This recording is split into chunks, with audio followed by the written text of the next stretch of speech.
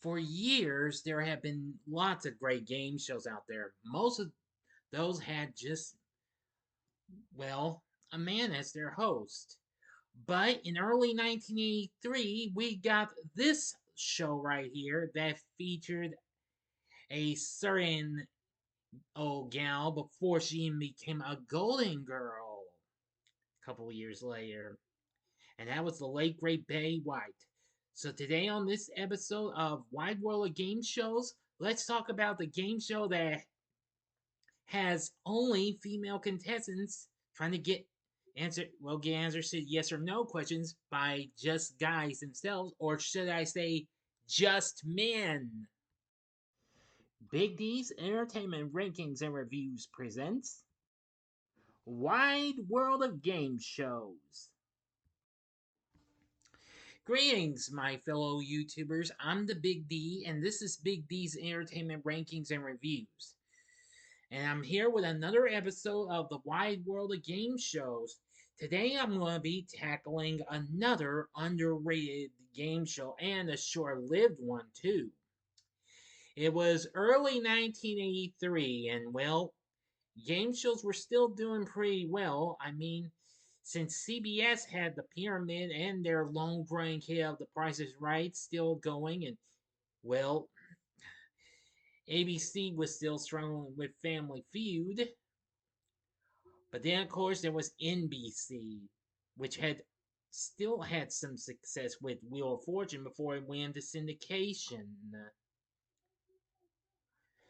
But it soon got three game shows to come up.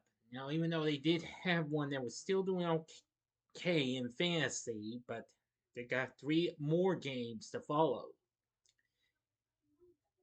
Sale of the Century, which lasted long. Hitman, which only lasted a few months. And this show, which also lasted just a few months. Well, get ready, because it's the most unusual talk show in or on or in television. You know what I'm saying. And to the host, Betty White, why are we all here? Because it's just men. And that's the game show I'm going to talk about, which is Just Men. Just Men was, well, a combination of both the game show and the talk show in a way. The show was produced by Century Towers Productions along with Rosner Productions and Orion Television. The show premiered on NBC on January 3rd, 1983. Now, of course, this show was kind of a mixture of both the game show and talk show in a way similar to what network had recently done with fantasy. The show starred Betty White, who took her first hosting duty just a few years after the death of her husband, the late great Alan Ludden. She later won an Emmy for her work on the show. Steve Day was the announcer. The show pitted two female contestants who were asked to predict answers to a series of yes or no questions posed previously to a panel of seven male celebrities. Now, the show's creator was Rick Rosner, who, of course, most people would know him best as the creator of the hit TV series Chips, which was actually still on at the time the show actually premiered.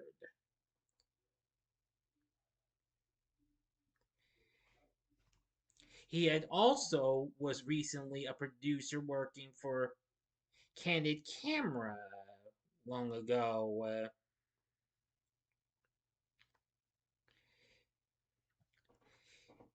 After this, he would go on to produce a revival for Hollywood Squares, which of course would be the new Hollywood Squares, which aired in syndication from 1986 to 1989, as well as another short-lived show in NBC had, and that was Caesar's Challenge, which that's a show I've been wanting to talk about, but that's been on hold for a bit. Yep.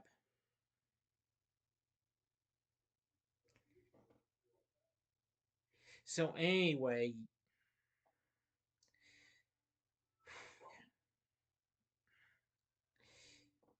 now this really isn't quite that easy though, but anyway, this, of course, was one of two collaborations among the three entities of the production companies. Of course, Rosner was later responsible for reviving Hollywood Squares, which was a recent hit for NBC because later that same year, Orion had kind of did by special arrangement with Mark Goodson Productions for the Match Game Hollywood Squares Hour. The general format of the game, in which the contestant determines whether a celebrity answers yes or no to a question, is similar to the Heater Quigley game, the Celebrity Game, that aired from 1964 to 1965. This was also the first game show in history to have two female contestants playing prior to another short lived male oriented game show in the form of Mind of a Man that aired on Game Show Network or GSM back in 2014. Okay, now two female contestants, one usually a returning champion, competed for a chance to win a car displayed on the stage. At the beginning of each episode, White used the car's actual ignition key to start it, then dropped that key and six others into a clear plastic box fitted with internal chutes to mix them. One key was given to each panelist. Throughout the main game, a panelist stopped taking any active role once a contestant had claimed his key, and the champion played first in every round. Now, the contestants fought against numerous celebrities. Now, of course, mostly they were from TV shows or sports or what have you. Now, here's how the games play. In the first round, the contestants were presented with a question to which at least two panelists had each answered yes.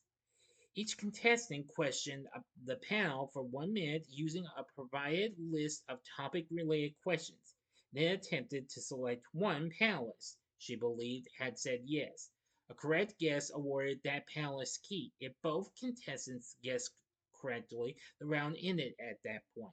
Otherwise, they took turns asking one question at a time to any one panelist of their choice and predicting who said yes. The round ended once a total of two keys had been claimed. In the second round, the contestants were presented with a question to which at least two of the five remaining panelists had answered no. They, they questioned the panel as in round one and attempted to guess who had answered no. As in round one, the correct guess awarded the panelist key. However, a miss gave the key to the opponent. Each contestant had one turn. After that came the third round, the catch up round as it was dubbed. A third question was presented with no announcement as to how many of the remaining three panelists had answered either way. The contestants took turns questioning one panelist at a time and predicting his response. A correct guess awarded that panelist key and allowed the contestant to steal one key from her opponent, while a miss gave the key and the steal to the opponent. This round ended after all 7 keys had been claimed, at which point the contestant holding more keys won the game. The loser received one consolation prize for each key she held, but was guaranteed a minimum of one prize. At the end would be the bonus round. And this was just how they would have this. The champion selected one of the keys she held for every main game victory to that point, and could select one more key if she had claimed all 7. She sat in the driver's seat of the car with the panelists originally associated with the chosen keys gathered around or sitting it, and trying one at a time in the ignition. If the car started, she won it and retired undefeated. If not, the White would identify the correct key and open the trunk with it, revealing a prop that hinted at a prize the champion would receive. For example, a sombrero for a trip to Mexico. Any champion who won 7 consecutive games automatically won the car and retired undefeated. Now, I've never actually recalled this show because I was little at the time, but I am going to say after watching it, it's not too bad of a game. There are a few episodes on YouTube, not too many though. This show has never been rerun again. When the show premiered, it debuted on January 3rd, along with Sale of the Century, which actually did very well for the Peacock, as well as Hitman with the late great Peter Tamarkian, which unfortunately both shows got canceled at the same time, which I'll get to in a bit. The program aired at the 12 o'clock noon Eastern Standard Time, 11 Central Time. Though some stations like WRC-TV in Washington, D.C. air the program on next day tape delay. Like many game shows in this time slot, this film suffered from low affiliate clearances as many larger markets aired newscasts at noon by this time. The show lasted just 13 weeks, just like Hitman did, and in its run April Fool's Day in 1983, and was later replaced in its time slot by the new Battle Stars, which was an update of Battle Stars, which was a recent show for NBC, but that also only lasted 13 weeks. Well, not only that, Just Men had a little bit of competition as it faced against Family Feud on ABC and CBS's hit sub The Young and the Restless. Despite the show's short run, Betty White made television history just before The Golden Girls premiered on the network a couple of years later in 1985. Now, she became the second woman to be nominated for the Daytime Emmy Award for Outstanding Game Show Host by herself, next to Susan Stafford for Wheel of Fortune, which she was nominated in '78, and the first to win the award in 1983, voted just ahead of Dick Clark and Richard Dawson. Despite the show's cancellation, she was nominated again a second straight year the following year, but finished behind Dawson and Bob Barker. Now, in critical response to this, Tom Shales of the Washington Post called the show the litmus test for people who think the TV show that can make them physically ill hasn't been invented. Shales criticized the nature of questions asked during the show and wrote, White, a talented light comedian, is terribly demeaned by this role, which has her hobbling about from man to man as they utter answers or remarks that are supposedly uproarious.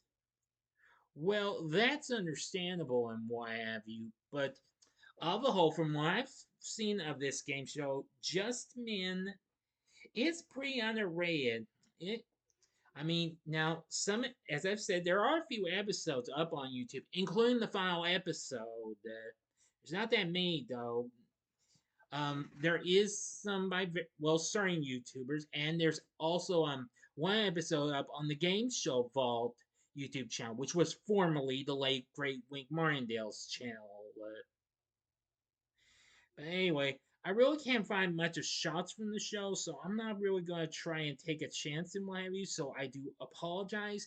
But if you really want to check out Just Men, if you're curious, and if you were a fan of Betty White, then I'd say go for it. Check this show out. As I've said already, there are some episodes on YouTube, not too many though, and some aren't quite in the best quality either. But nevertheless, I found the show to be pretty underrated. Well, it may have been short lived, but overall, I found it to be quite frankly a little bit entertaining, though, considering it had a big name in its host, Betty White. Mm-hmm. Please stand by. It seems I made a bit of an error here. It looks like I did find one photo, and this is a press photo. You can see Betty White, Tom with two contestants. You can see, and there's some the menu. You can see if you have a look real closely, you can identify maybe a few of them. Maybe like Tony Danza, yeah. Like I said, there were numerous celebrities and big time names in entertainment or sports that were panelists and what have you on Just Men.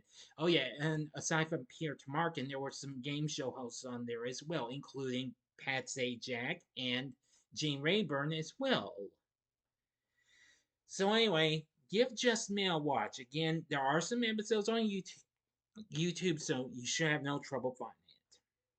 Now, actually, a little fun fact: some actually I found the sound effect they kind of used for a losing sound for the car round that would later get used for the new Hollywood Squares bonus round as well.